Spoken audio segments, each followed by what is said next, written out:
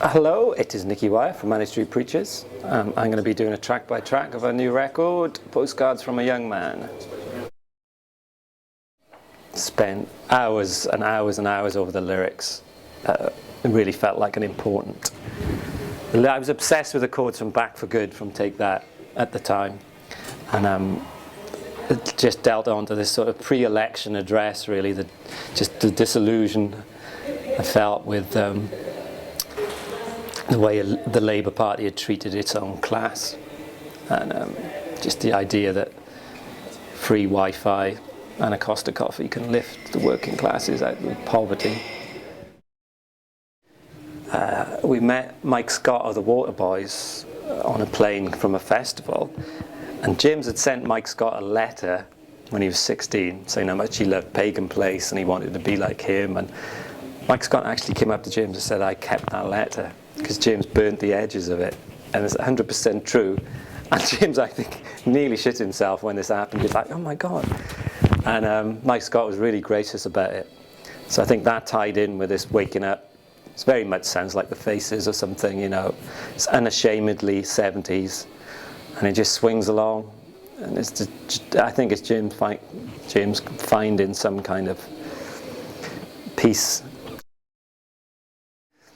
Very inspired by John Gray, the philosopher, and J.G. Ballard's quote about everyone being their own movie star.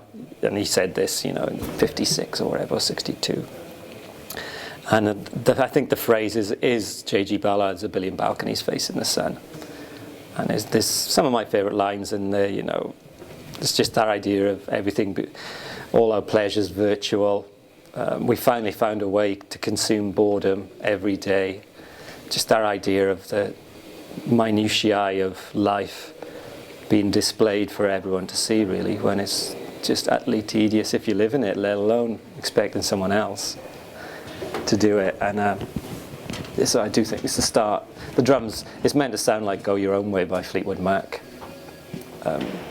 I think it's one of the most terse lyrics on the record.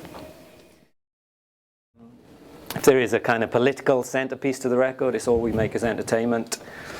Just the kind of selling off for Cadbury's. This sounds really mundane, doesn't it, for a rock song? But just the abandonment of any kind of pride in making anything, allied to the fact that we've, you know, kind of self-imploded and self-destructed the record industry as well. It just seems like anything we've ever been good at, we're quite happy to sell off and destroy. It's just our idea that really everything's been done. You know, you can trace everything back. Everything's been said, and you know, the idea is to find your path along that kind of secret journey, and then, you know, try and visualize and sort of become eloquent in all those things you learned along the way.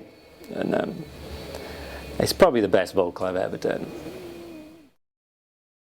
The kind of riff sounds like "See No Evil" by Television, and "Don't Be Evil" is the Google mantra, which is truly bizarre for you know, to actually think you have the wherewithal as the ultimate capitalist company on earth not to be evil is just insane.